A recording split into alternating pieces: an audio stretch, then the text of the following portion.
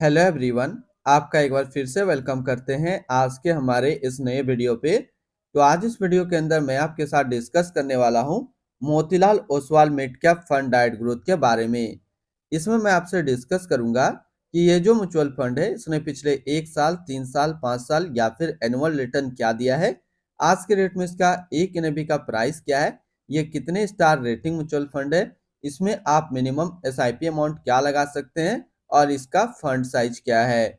साथ ही साथ मैं आपसे डिस्कस करूंगा इसके अंदर कौन कौन सा स्टॉक लिस्टेड है, और अगर आप इस म्यूचुअल फंड के अंदर कुछ पैसा जमा किए होते तो पिछले 1 साल 3 साल 5 साल के अंदर आपको क्या रिटर्न देखने को मिलता। और लास्ट में मैं आपसे डिस्कस करूंगा कि क्या हमें Motilal Oswal mid cap fund diet growth के अंदर इन्वेस्टमेंट करना चाहिए या फिर नहीं करना चाहिए। अगर हम लोग इन्वेस्टमेंट करते हैं तो कितने टाइम तक एसआईपी या फिर लमसम को होल्ड करना चाहिए ताकि मुझे अच्छा रिटर्न मिल जाए। ये सारी जानकारी कंप्लीट इसी वीडियो के अंदर मैं आपके साथ डिस्कस करूंगा, तो इस वीडियो को लास्ट तक जरूर देखिएगा। Motilal Oswal mid cap fund diet growth ये एक इक्विटी म्यूचुअल फंड है जो कि मिड कैप कैटेगरी के अंदर आता है और ये काफी हाई रिस्क म्यूचुअल फंड है। इसने जो पिछले 1 साल में रिटर्न दिया है वो 72.56% का रिटर्न है। 3 साल के रिटर्न के ऊपर बात करें तो 3 साल में 37.11% का रिटर्न है। 5 साल के रिटर्न के ऊपर बात करते हैं तो 5 साल में 35.09% का रिटर्न दिया है। और अगर एनुअल रिटर्न की बात करें तो एनुअल रिटर्न है 26.40% का। ध्यान देंगे अभी जो भी रिटर्न मैंने आपके साथ डिस्कस किया ये इनका वन टाइम यानी कि लमसम का रिटर्न है। अगर आप एक बार में कुछ पैसा इन्वेस्ट करते तो आपको ये रिटर्न देखने को मिलता। अब जरा इसकी 1 महीने के भी ग्राफ को देख लेते हैं तो 1 महीने में इसने जो रिटर्न दिया है वो दिया है 2.58% का रिटर्न दिया है। हालांकि अगर बात करें 2024 के नजरिए से म्यूचुअल फंड सही नहीं है, क्योंकि 2024 में म्यूचुअल फंड काफी कम रिटर्न दे रहा है कंपेरिजन करें 2022-2023 के अंतर से। लेकिन आज के डेट में भी ये जो म्यूचुअल फंड है ये काफी अच्छा रिटर्न बना रहा है। तो इनके पीछे क्या रीजन है इसके बारे में भी हम लोग अभी बात करेंगे। एनएबी के ऊपर बात करते हैं तो आज के रेट में इसका एक एनएबी का प्राइस है 120 रुपया 33 पैसा। रेटिंग की बात करें तो ये 5 स्टार रेटिंग म्यूचुअल फंड है।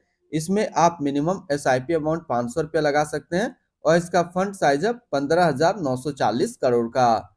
अब बात करते हैं कि अगर आप इस म्यूचुअल फंड के अंदर कुछ पैसा जमा करते तो फिर आपको क्या रिटर्न देखने को मिलता। इससे पहले अगर आपने अभी तक अप स्टॉक पे अपना अकाउंट नहीं बनाया है और बनाना चाहते हैं तो इस वीडियो के डिस्क्रिप्शन में मैंने अपना डीमेट अकाउंट का रेफरल लिंक दिया है।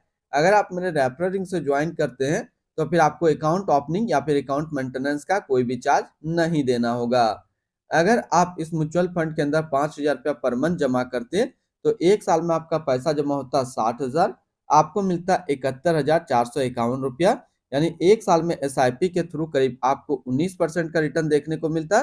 3 साल की बात करें, 3 साल में आपका पैसा जमा होता 1,80,000, आपको मिलता 2,76,445 रुपया। यानी 3 साल में एसआईपी के थ्रू आपको 53% का रिटर्न देखने को मिलता। और अगर बात करें 5 साल का तो 5 साल में आपका पैसा जमा होता 3 लाख, आपको मिलता 6,20,511 रुपया। यानी कि करीब 106% के आसपास रिटर्न देखने को मिलता अगर आप एसआईपी करते हैं तो।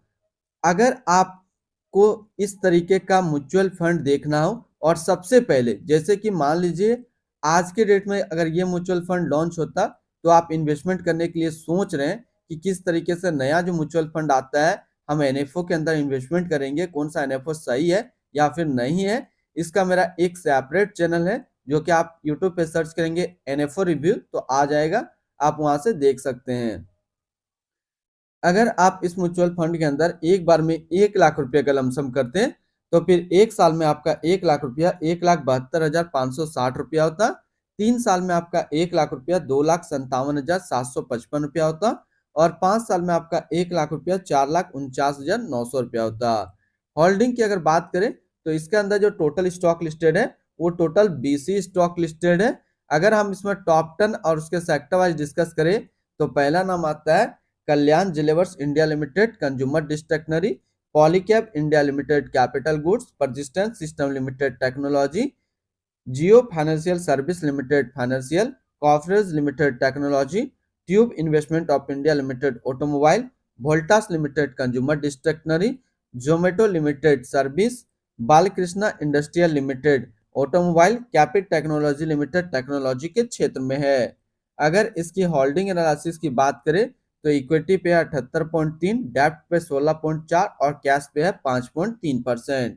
इसकी इक्विटी सेक्टर एलोकेशन की अगर बात करते हैं तो टेक्नोलॉजी पे है 25.5, कंज्यूमर डिस्ट्रक्शनरी पे 19.3, कैपिटल गुड्स पे 16.3, ऑटोमोबाइल पे 12.3, financial 8.5, health care 5.6, chemical 5.5, service 5.1 और अदर्स पे है 1.8%। यानी कि अगर आप Motilal Oswal mid cap fund के अंदर अपना पैसा इन्वेस्ट करते हैं तो आपका पैसा इन सारी कैटेगरी पे डिस्ट्रीब्यूट होकर के लगेगा। इनकी एडवांस रेशियो की अगर बात करें तो इसका प्राइस टू अर्निंग रेशियो 67.30 और पीबी रेशियो 6.57। अगर आप इस म्यूचुअल फंड के अंदर अपना पैसा इन्वेस्ट करना चाहते हैं तो फिर मिनिमम लमसम आपको 500 रुपया का करना होगा, और अगर आप एसआईपी के थ्रू इन्वेस्टमेंट करते हैं तो 500 रुपया से आप अपना एसआईपी स्टार्ट कर सकते हैं।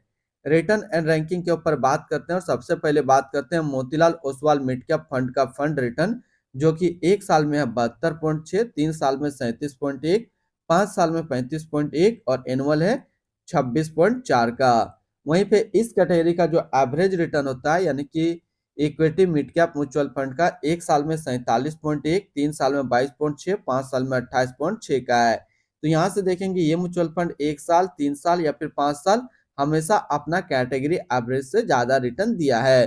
तो अगर आप एक मिड कैप म्यूचुअल फंड ढूंढ रहे हैं तो Motilal Oswal mid cap fund आपके लिए अच्छा विकल्प है, आप इसके अंदर इन्वेस्टमेंट कर सकते हैं। अगर इन्वेस्टमेंट करते हैं तो लमसम के थ्रू आपको क्या टारगेट होना चाहिए, तो लमसम के थ्रू आपको जो टारगेट होना चाहिए वो 5 साल का होना चाहिए। अगर आप 5 साल तक इसके अंदर अपना लमसम अमाउंट होल्ड करते हैं तो आपको काफी अच्छा रिटर्न मिल जाएगा। और अगर एसआईपी की बात करते हैं तो एसआईपी आपको 8 साल तक होल्ड करना है। अगर आप 8 साल तक एसआईपी होल्ड करते हैं तो आपको एक काफी अच्छा रिटर्न मिल जाएगा। अगर इसके आसपास सिमिलर फंड्स की बात करें तो इसके आसपास काफी सारे ऐसा मिड कैप म्यूचुअल फंड है, लेकिन इनसे बेटर कुछ भी नहीं है, तो हम लोग इसके बारे में बात नहीं करेंगे। एक्सपेंस रेशियो के ऊपर बात करें तो एक्सपेंस रेशियो इनका 0.58% का। एग्जिट लोड की बात करते हैं, अगर आप इन्वेस्ट किया हुआ पैसा एक साल के अंदर निकालेंगे तो फिर आपको 1% का एग्जिट लोड देना होगा। और स्टम्प ड्यूटी की बात करें तो स्टम्प ड्यूटी है 0.005%। टैक्स इम्प्लानेशन की बात करते हैं, अगर आप इन्वेस्ट किया हुआ पैसा एक साल के अंदर निकालेंगे तो जो भी आपका रिटर्न होगा उस पर आपको 20% का टैक्स पेमेंट करना पड़ेगा। अगर आप एक साल के बाद इससे अपना पैसा निकालते हैं, एक साल में 1,25,000 का रिटर्न बनता है, तो फिर आपको 12.5% का टैक्स पेमेंट करना होगा। यानी कि शॉर्ट टर्म कैपिटल गेन पे आपको 20% टैक्स देना है और लॉन्ग टर्म कैपिटल गेन पे आपको 12.5% का टैक्स पेमेंट करना है। इनकी fund house and investment objects की बात करते हैं तो Motilal Oswal mutual fund total assist में इंडिया पे नंबर 19 पे रैंक करता है। इसका टोटल असिस्ट अंडर मैनेजमेंट है 61,382 करोड़ का। Motilal Oswal mid cap fund diet growth ये एक इक्विटी म्यूचुअल फंड है जो कि लॉन्च किया गया मोतीलाल ओसवाल म्यूचुअल फंड की तरफ से। अभिरूप मुखर्जी, आकाश सिंघानिया, सिद्धार्थ बोत्रा अभी इस फंड का करंट फंड मैनेजर है। यानी कि इस फंड को मैनेज करने के लिए टोटल 3 फंड मैनेजर हैं। इस फंड का करंटली असिस्ट अंडर मैनेजमेंट है 61,382 करोड़ का और लेटेस्ट में भी 120 रुपया 33 पैसा। Motilal Oswal mid cap fund diet growth ये एक काफी हाई रिस्क म्यूचुअल फंड है। इसमें मिनिमम एसआईपी अमाउंट 500 रुपया का सेट किया गया है और मिनिमम लमसम भी 500 रुपया का सेट किया गया है। अगर आप इन्वेस्ट किया हुआ पैसा एक साल के अंदर निकालेंगे तो फिर आपको 1% का एग्जिट लोड देना होगा। और इसकी फंड बेंचमार्क की अगर बात करें तो इसका फंड बेंचमार्क है Nifty mid cap 150 total return index. तो आज इस वीडियो के अंदर मैंने आपके साथ डिस्कस किया Motilal Oswal mid cap fund के बारे में। फिर मिलते हैं हम लोग नेक्स्ट को इस तरीके का वीडियो की अच्छी जानकारी को लेकर के।